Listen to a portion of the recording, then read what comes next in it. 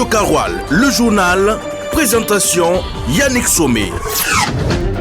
Bienvenue à cette nouvelle édition de la Radio Karoual. La province d'Issoumou dans le Sahel reprend les cours. Les enseignants ont été emmenés par les airs pour la rentrée effective de l'année scolaire 2024-2025.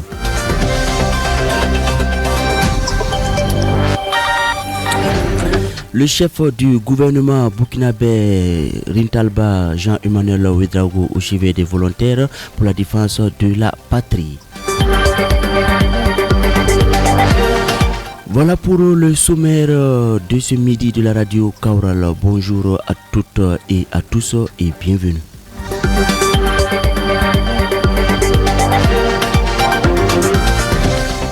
Cette année scolaire, Djibo va reprendre avec toutes les classes disponibles les années antérieures. Le gouvernement de la transition a décidé d'envoyer tout le personnel éducatif en hélicoptère pour la rentrée de janvier 2025.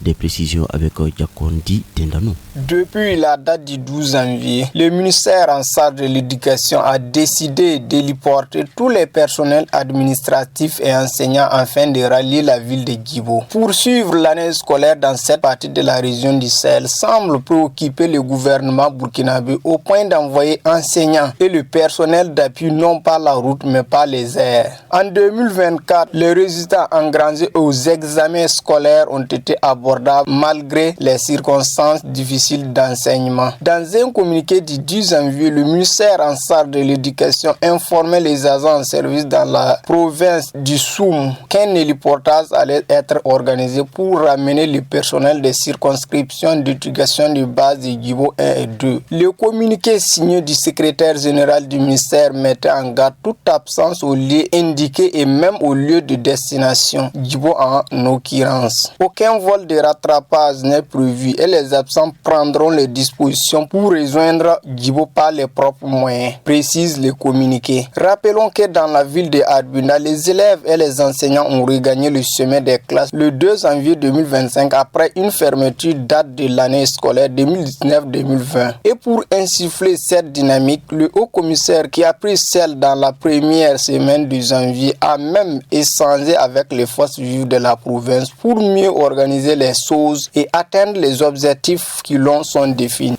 On parle de reconquête du territoire national. Le Premier ministre Rintalba Jean-Emmanuel Ouedraogo s'est rendu le samedi 18 janvier 2025 sur le site du Centre national de formation des volontaires pour la défense de la patrie. La visite a permis au chef du gouvernement de toucher du doigt les exploitations agricoles dans ce centre, mais aussi le centre de santé.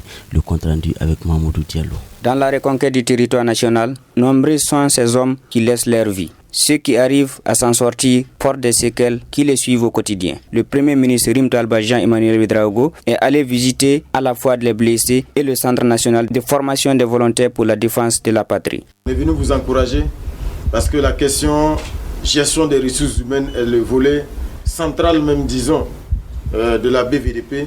Parce que quand on a des milliers de civils patriotes engagés, il faut pouvoir tous les jours répondre donc à cette gestion. Moustapha Séremé, directeur central des services de santé des armées, a traduit sa reconnaissance pour cette visite du chef du gouvernement. C'est un honneur pour l'ensemble des services de santé des armées de recevoir son Excellence Monsieur le Premier ministre avec le ministre d'État, ministre de la Défense et des anciens combattants. Ils sont venus nous voir pour déjà apprécier notre travail et également pour dire merci à l'ensemble des blessés en opération qui ont donné leur vie, qui ont donné leur santé afin que ce pays soit défendu.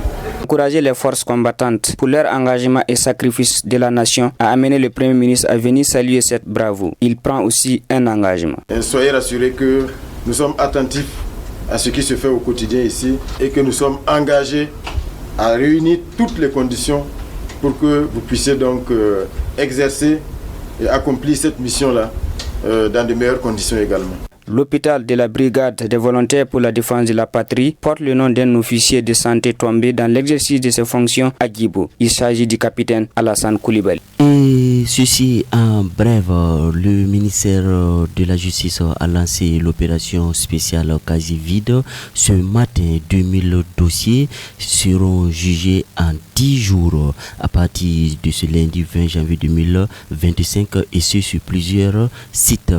Et pour le premier constat, ce lundi, le début effectif de l'opération quasi vide a pu se faire par différents endroits au tribunal de grande instance de Ouaga 1, la salle d'audience 1, comme à son accoutumée est bondé du monde. Les dossiers sont appelés, certains dossiers retenus seront jugés, donc rien à signaler. L'opération quasi vide qui a débuté va prendre 10 jours et va se juger également dans les salles de fête des différents arrondissements. On en arrive aux actualités internationales dans ce journal. Par un décret du 17 janvier 2025, le ministère nigérien de la communication, des postes et de l'économie numérique a suspendu pour un mois la diffusion des programmes de la télévision privée Canal 3 Niger et son directeur de rédaction pendant qu'au Mali, c'est une radio et une web télé qui voient le jour au profit des forces armées maliennes. FAMA. La cérémonie a été présidée par le ministre de la Défense des anciens combattants, le général du corps d'armée, Sadio Kamara, le 18 janvier 2025. Les détails avec Fatma Tatiko.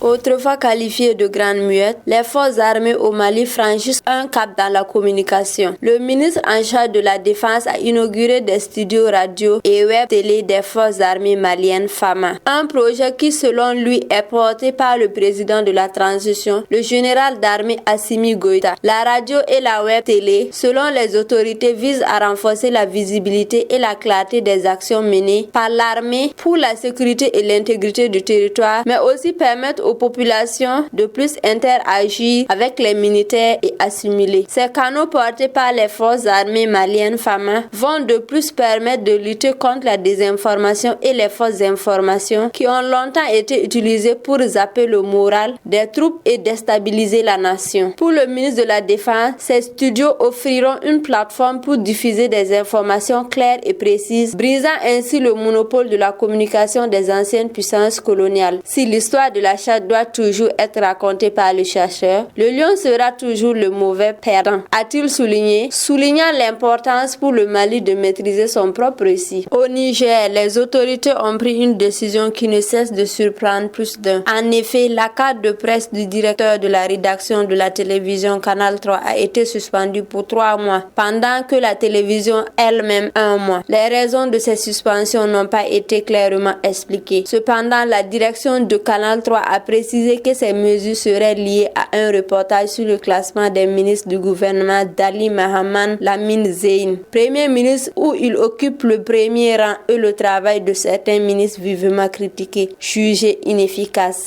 Foot, basket, handball, judo, cyclisme, le sport. Et on termine cette édition par un mot de sport. La Ligue 2 Burkina a livré les matchs de sa 7e journée ce samedi. Sur les 6 matchs joués dans le pool A, 3 nuls ont été enregistrés sur 3 victoires et défaites, dont celle de Sahel FC, 1-0 contre le dernier du pool A Canon du Sud. Dans le pool B, Royal FC contre ces matchs victorieux pour espérer retrouver la Ligue 1 l'année prochaine. Résultat et classement à l'issue de la 7e journée avec Amadouli.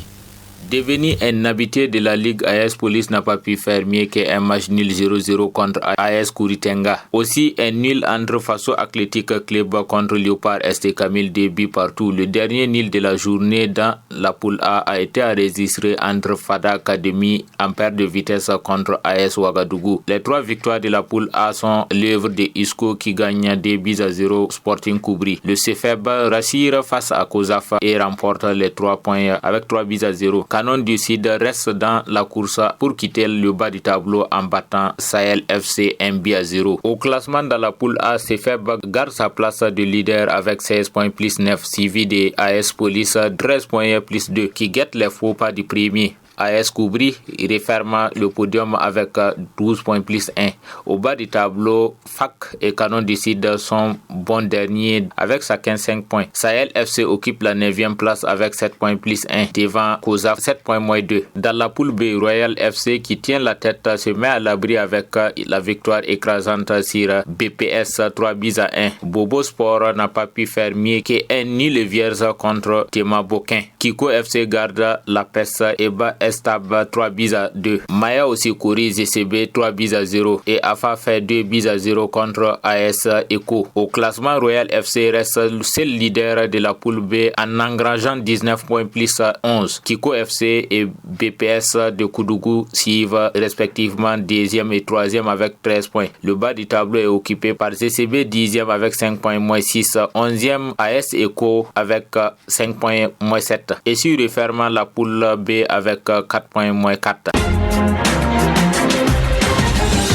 Radio Karoual, le journal, présentation Yannick Somé.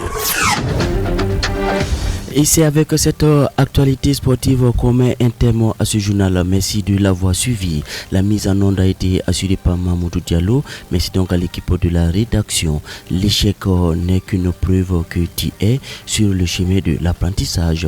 Fin de citation, nous enseigne le philosophe grec Socrate. Bonne méditation et bon appétit à chacun.